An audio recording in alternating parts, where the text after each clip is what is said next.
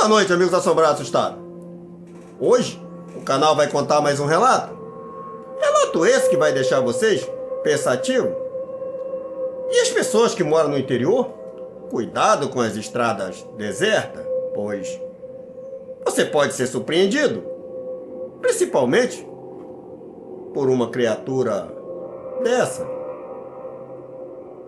Mas antes de eu contar o relato, eu quero pedir a vocês que deixem o like de vocês, compartilhem os vídeos nas redes sociais, para ajudar o canal a ser divulgado nas plataformas.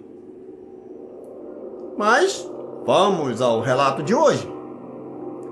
O relato de hoje foi enviado para mim por Aparecida. O fato aconteceu com seu pai e o avô de Aparecida. Aparecida é apelidada de Cida. Ambos são natural da Paraíba. E segundo seu pai, seu Jorge, no ano de 1977, eles moravam numa fazenda próximo a um município chamado Coitegipe. O canal já contou relato de Coitegipe, se eu não estou enganado. E segundo seu Jorge, nesse ano seu pai tinha pegado um roçado à meia. Esse roçado ficava mais ou menos aí uns 3 quilômetros mais ou menos da sua casa. Mais ou menos. Ele e um vizinho. Então eles trabalharam duro para limpar a área para fazer esse roçado. Muitas vezes seu pai chegava, já era quase umas 8 horas da noite em casa. O trabalho era árduo. Muitas vezes no sol quente era assim. Então, e algumas vezes seu pai também levava seu Jorge para ajudar ele a limpar.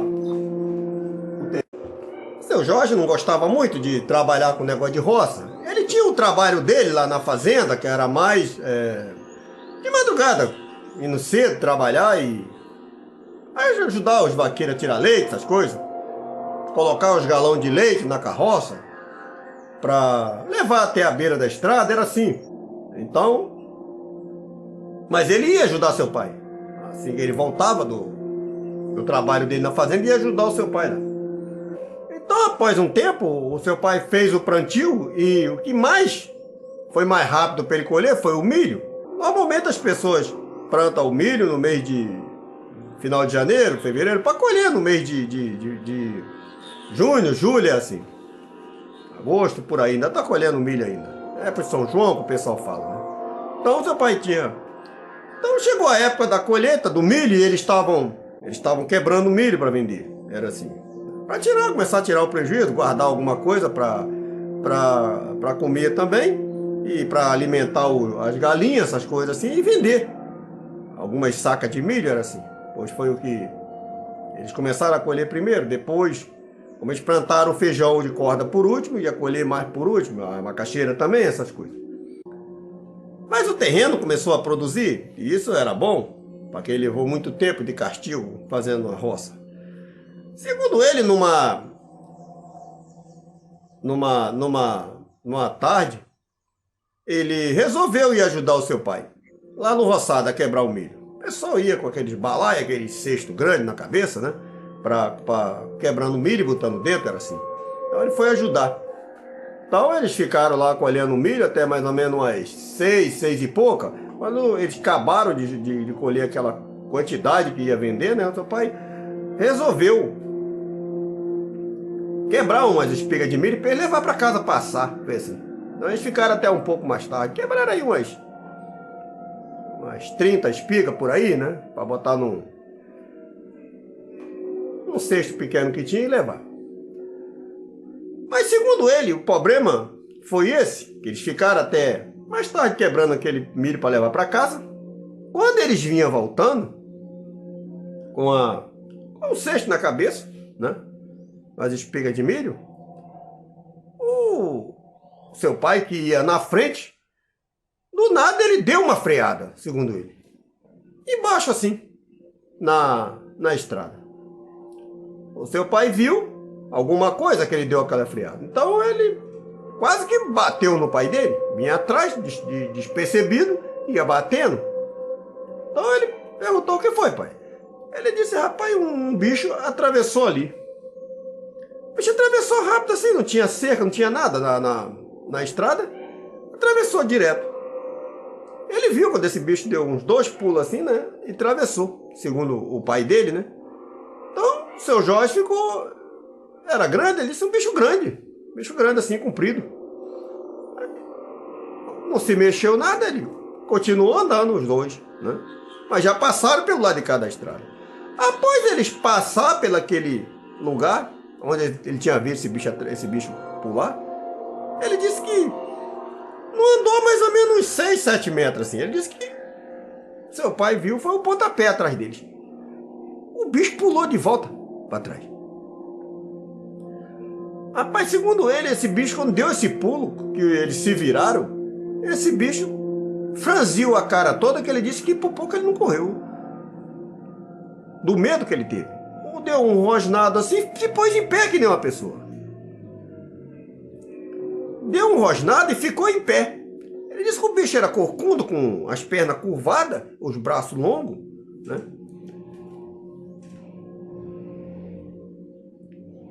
E segundo ele, não tinha intenção de brincar. Ele veio para cima dele, puxando a respiração assim, soltando como se estivesse cansado. Veio em cima, o seu pai tomou a frente, que estava com uma roçadeira na mão, uma foice que eles falam. Estava com a foice na mão e disse: olha aí, bicho, se você vier, eu vou te enrolar em 2 pedaços. Ele disse que o bicho não intimidou-se. Partiu para dentro, ele disse. Ele disse que o seu pai rebateu ele na foice. Rebateu na foice e ele corria assim arrodeando, porque ele viu que o seu Jorge não tinha arma. Queria pegar o desarmado. Aí o seu pai tomava a frente e foi-se no bicho, e o bicho pulava para lá e pulava para cá, voava na goela do pai dele, mas o negócio dele era com ele. Ele disse: não sabe por quê? Então, segundo o seu Jorge, o negócio do bicho era com ele, queria pegar ele de qualquer jeito, e o seu pai não tomava a frente. Ele disse que foi mais ou menos assim, quase 10 minutos de batalha entre o seu pai e esse bicho. O pai dele dava foiçada com as 2 mãos, passava direto que errava. Ele disse que o bicho não pegou ele porque ele não queria nada com ele, o negócio dele era com ele. Ele disse que não sabe por quê, mas queria atacar ele de qualquer jeito.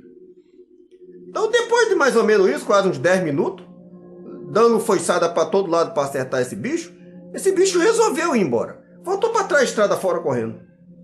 Ele disse que, rapaz, naquele dia, ele disse que parece que o peso virou isopor. Ele, da carreira que ele deu estrada fora, e o pai dele correndo atrás e olhando para trás para ver se ele vinha. Ele não veio mais. Então eles chegaram em casa, ele estava até para acender um fogo, para assar o milho. Até isso esqueceu, ele falou. Ele disse que naquela noite ele nem comer, ele comeu, ele falou. De tanto medo que ele ficou com medo tão grande, porque ele nunca tinha visto um bicho daquele. Ele ouvia o pessoal falar, negócio de lobisomem, essas coisas, mas aquilo ele nunca tinha visto. A não ser naquele dia, quando ele do nada se deparou com aquele bicho que pulou atrás deles. Segundo o seu Jorge, ele disse que se seu pai não tivesse com aquela foice, provavelmente um dos 2 tinha se dado mal, e provavelmente tinha sido ele, porque com a mão seu pai não ia conseguir fazer grandes coisas com um bicho daquele, caso esse bicho tivesse conseguido chegar até nele. É porque quando ele vinha, ele tomava frente, metia a foice nele. Mas se tivesse na mão, no soco, no murro, você não ia conseguir ferir um bicho daquele. E provavelmente ele tinha feito uma desgraça com um dos 2. Era assim. É por isso que às vezes eu aviso para vocês. Gente, as pessoas que moram no interior não é as pessoas que moram em cidade grande. No interior tem coisa, ou aparece coisa que você jamais viu. No interior aparece coisa que você jamais viu, por mais que você more lá. Ah, eu nunca vi, mas tem um dia que você acaba vendo. Eu tô cansado de falar isso. E o que você acha disso? Será que esse lobisomem queria pegar ele mesmo? Era porque ele estava sem faca? Ou sem foice? Ou foi alguma recha que ele não me contou para me contar a você? Boa noite, amigos assombrados assustados.